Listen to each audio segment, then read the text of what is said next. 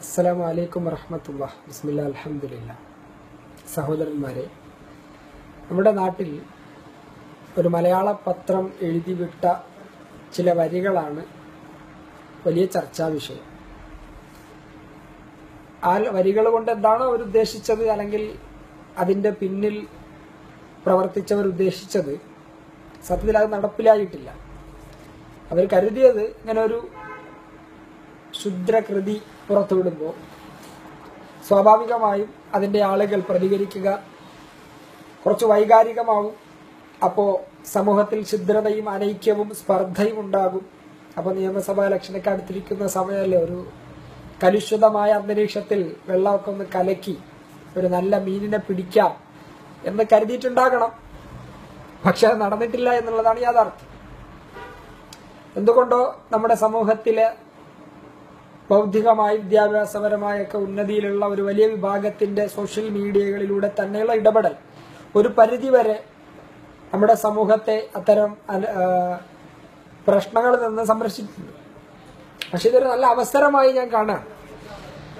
നിർവ്യാജം ഖേദിക്കുന്നു എന്ന ഒരു വാർത്ത കൊടുത്ത് മുഖരക്ഷിക്കാനുള്ള ശ്രമം സത്യത്തിൽ അതിന് ഏറ്റവും വലിയ വ്യാജ വാർത്തയാണ്.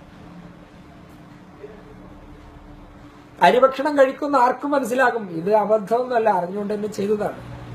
പക്ഷെ ഇതൊരു അവസരമാണ്.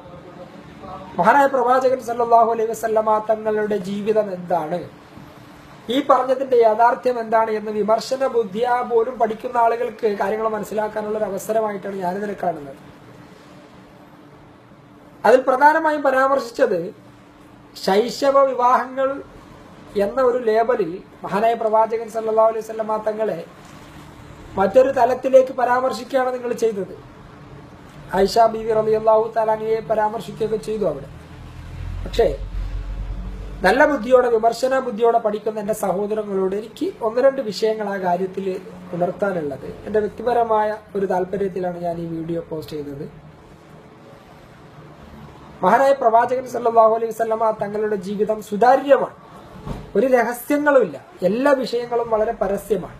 നിങ്ങൾക്കറിയാമോ, ലോകത്ത് സ്വന്തം താടിയിൽ എത്ര നരച്ച മുടിയുണ്ട് എന്ന് പോലും കൃത്യമായി എണ്ണി ക്ലിപ്തപ്പെടുത്തിയ ചരിത്ര രേഖകളുള്ള ഒരു വ്യക്തിയെ നമുക്ക് കാണിക്കാൻ കഴിയുമെങ്കിൽ അത് മഹാനായ പ്രവാചകൻ സല്ലല്ലാഹു അലൈഹി വസല്ലമ തങ്ങൾ മാത്രമാണ്. അതുകൊണ്ട് അവിടുത്തെ ജീവിതം തുറന്ന പുസ്തകമാണ്, സുതാര്യമാണ്. ആർക്കും പഠിക്കാം, വിമർശിച്ചും പഠിക്കാം, സ്നേഹിച്ചും പഠിക്കാം, എങ്ങനെയും പഠിക്കാം. നിങ്ങൾ നോക്ക്, 25 വയസ്സിലാണ് ആദ്യത്തെ വിവാഹം. ആരെയാണ് വിവാഹം കഴിച്ചത്? മഹദിയായ ഖദീജ ബീവി റളിയല്ലാഹു തആല അൻഹ 4 കുട്ടികളുടെ ഉമ്മയാണ്, വിധവയാണ്, 40-ലധികം വയസ്സുണ്ട്. നബി സല്ലല്ലാഹു അലൈഹി വസല്ലമ തങ്ങൾക്ക് 25 വയസ്സ്, യൗവനം തുടിക്കുന്ന ചോരത്തെളുപ്പുള്ള ആ സമയം. വിവാഹം കഴിക്കുന്നത് വാർദ്ധക്യത്തിലേക്ക് കാലെടുത്തു വെച്ച 4 കുട്ടികളുടെ ഉമ്മയായ വിധവയായ ഖദീജ ബീവി റളിയല്ലാഹു തആല അൻഹയാണ്. അവിടുന്ന് 54 വയസ്സുവരെ ആ ജീവിതം തുടർന്നു, വേറെ വിവാഹം കഴിച്ചിട്ടില്ല. യൗവനം മുഴുവൻ ആ മഹദിയോടൊപ്പം തീർക്കുകയാണ്. ആലോചിക്കണം നിങ്ങൾ, ആ 25 വയസ്സിൽ ഒന്ന് സമ്മതം മൂളിയിരുന്നെങ്കിൽ കന്യകകളായ 17 വയസ്സുള്ള 18 വയസ്സുള്ള സുന്ദരികളായ കുബേരന്മാരുടെ മക്കളെ വിവാഹം കഴിച്ച് സുഖമായി ജീവിക്കായിരുന്നു. പക്ഷേ വാർദ്ധക്യത്തിലേക്ക് കാലെടുത്ത് വെക്കുന്ന ഖദീജ ബീവി റളിയല്ലാഹു തആല വിവാഹം കഴിച്ചതിൽ ഒരുപാട് ഹിക്മത്തുകളുണ്ട്, വിശാലമാണ് ചരിത്രം. അങ്ങനെ 54 വയസ്സുവരെ ആ ദാമ്പത്യം തുടർന്നു. വാർദ്ധക്യത്തിലേക്ക് റസൂലുള്ളാഹി സ്വല്ലല്ലാഹു അലൈഹി വസല്ലമയും കാലെടുത്ത് വെച്ചതിനു ശേഷം ഖദീജ ബീവി റളിയല്ലാഹു തആല വഫാത്താവുകയാണ്, ഈ ലോകത്തുനിന്ന് വിട പറഞ്ഞു.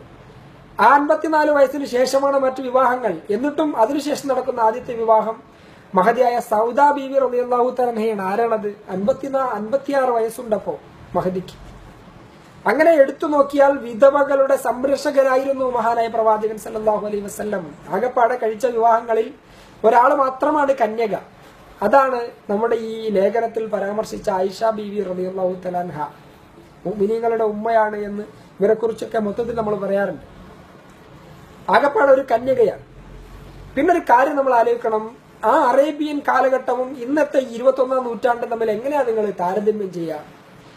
അടിമുടി മാറ്റം സംഭവിച്ചില്ലേ സാംസ്കാരികമായി, ഭക്ഷണത്തിലും വസ്ത്രത്തിലും തുടങ്ങി മുഴുവൻ വിഷയങ്ങളിലും.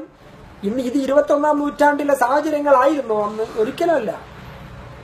എന്റെ സ്നേഹസമ്പന്നരായ സോഷ്യൽ മീഡിയയിലെ സഹോദരന്മാരെ, നിങ്ങൾ ചിന്തിക്കണം, അന്നത്തെ സാഹചര്യം അന്ധവിശ്വാസത്തിലും അനാചാരത്തിലും ആണ്ടുപോയ ഒരു കാട്ടറബികളുടെ ലോകം മക്ക.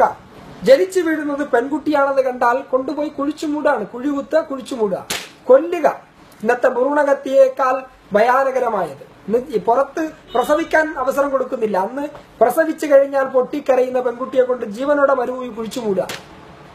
സ്ത്രീകൾ ഒരു ഡിസ്പോസിബിൾ മെറ്റീരിയലായി, യൂസ് ആൻഡ് ത്രോ, ഉപയോഗിക്കുക, വലിച്ചെറിയുക എന്ന അടിമകളായി സ്ത്രീകളെ വെച്ചിരുന്നവർ അറബികളുടെ സമൂഹത്തിൽ വന്നുകൊണ്ട് സ്ത്രീകളുടെ ഉന്നമനത്തിനു വേണ്ടി സമൂഹത്തിൽ ശബ്ദമുയർത്തിയ ഒരു പ്രവാചകന്റെ മുഹമ്മദ് റസൂലുള്ളാഹി സ്വല്ലല്ലാഹു അലൈഹി വസല്ലം അവിടത്തെയുടെ ജീവിതത്തിൽ സ്ത്രീകളെ അടുക്കള പുഴുക്കളായി അന്ധപുരത്തിൽ അടച്ചു കളഞ്ഞവരാണ് എന്ന് പരിഹസിക്കുമ്പോൾ ജീവിതം തുറന്ന പുസ്തകം പോലെ നമുക്ക് പഠിക്കുവാനുണ്ട്. അന്ന് വിധവകളായവരെ സംരക്ഷിച്ചു. മാത്രമല്ല കന്യകയായ ആയിഷ റളിയല്ലാഹു തആല അൻഹ അന്ന് വിവാഹം കഴിച്ച് വീട് കൂടിയതിനു ശേഷം നമുക്കറിയാം മുസ്ലിം ലോകത്ത് നമ്മുടെ കർമ്മ വിശ്വാസ ശാസ്ത്രങ്ങളിൽ ഏറ്റവും കൂടുതൽ പരിഗണിക്കപ്പെടുന്നത് പരിശുദ്ധ ഖുർആൻ കഴിഞ്ഞാൽ സ്വഹീഹായ ഹദീസുകളാണ്. 1200ഓളം സ്വഹീഹ ഹദീസുകൾ ഈ ലോകത്ത് സമ്മാനിച്ച ആളാണ് ആയിഷ റളിയല്ലാഹു തആല അൻഹ. എന്തുകൊണ്ടാണ് സംഭവിച്ചത്? കുട്ടിക്കാലത്ത് തന്നെ നബി സല്ലല്ലാഹു അലൈഹി വസല്ലമയോടൊപ്പം ജീവിക്കാൻ അവസരം കിട്ടിയപ്പോ ബുദ്ധിമതിയായ വിദ്യാർത്ഥിയെ പോലെ മുഴുവൻ ജീവിതത്തിന്റെ ഓരോ ശകലങ്ങളെയും കുറിച്ചുവെച്ച് ഈ സമുദായത്തിന് വേണ്ടി തന്നത് ഒരു തന്ത്രമാണ്, ഒരു ഹിക്മത്താണ് പടച്ചവന്റെ. അതൊക്കെ മുസ്ലിങ്ങളെ സംബന്ധിച്ചിടത്തോളം വലിയ കാര്യമാണ്. പക്ഷെ ഞാൻ പറഞ്ഞു വരുന്നത് ഇതൊരവസരമായി കണ്ട് എന്റെ മുഴുവൻ ഇതര മതസ്ഥരായ സഹോദരങ്ങളും അവിടത്തെയുടെ ജീവിതത്തെ പഠിക്കാൻ നിങ്ങൾ ശ്രമിക്കുക. ഞങ്ങൾ സത്യത്തിൽ ഇതൊക്കെ കേൾക്കുമ്പോൾ വൈകാരികമായി ഇറങ്ങി മാതൃഭൂമി ഓഫീസിനെ അടിച്ചുപൊട്ടിക്കുവാനോ KSRTC ബസ്സിനെ കല്ലെറിയുവാനോ ഒന്നും ഞങ്ങൾ പോകുന്നില്ല. പക്ഷെ നിയമപരമായി ജനാധിപത്യപരമായി ഞങ്ങൾ പ്രതിഷേധിക്കും. സോഷ്യൽ മീഡിയയിലൂടെ ഞാനിപ്പോൾ ഈ സംസാരിക്കും പോലെ പത്രങ്ങളെ എടുത്ത് ഞങ്ങൾ വലിച്ചു കീറിയൊക്കെ കാണിച്ചു തരും. ഏറ്റവും വലിയ പ്രതിഷേധങ്ങൾ ജനാധിപത്യപരമായ രീതിയിൽ നമ്മൾ കാണിക്കും. പക്ഷെ ഒരു തരത്തിലും അതിരുവിട്ട് നിങ്ങൾ ഉദ്ദേശിക്കും പോലെയുള്ള രാഷ്ട്രീയ മുതലെടുപ്പിന് വേണ്ടി രംഗത്തിറങ്ങി ഇവിടെ അക്രമങ്ങൾ അഴിച്ചുവിടുമെന്ന് സ്വപ്നത്തിൽ പോലും നിങ്ങൾ കരുതണ്ട. ബൗദ്ധികമായി ചിന്തിക്കുന്ന ഒരു വലിയ മുസ്ലിം സമൂഹമാണ് കേരളത്തിലുള്ളത് എന്ന് തിരിച്ചറിവ് നിങ്ങൾക്ക് ഉണ്ടാവണം. രാഷ്ട്രീയപരമായും സാമ്പത്തികമായും വിദ്യാഭ്യാസപരമായും മറ്റു സംസ്ഥാനങ്ങളെ അപേക്ഷിച്ച് ഉന്നതിയിലുള്ള ആളുകൾ തന്നെയാണ് മലയാളികളായ മുസ്ലിമീങ്ങൾ. അതുകൊണ്ട് പ്രത്യേകിച്ച് ഇവിടുത്തെ ഹൈന്ദവരും ക്രൈസ്തവരും ഒക്കെ മതേതരത്വത്തിൽ വിശ്വസിക്കുന്നത് കൊണ്ട് അക്രമങ്ങൾ അഴിച്ചുവിട്ട് നിങ്ങൾ കലക്കവെള്ളത്തിൽ മീൻ പിടിക്കാൻ ശ്രമിക്കുന്ന ശ്രമങ്ങളെ വിജയിപ്പിക്കുമെന്ന് നിങ്ങൾ കരുതണ്ട.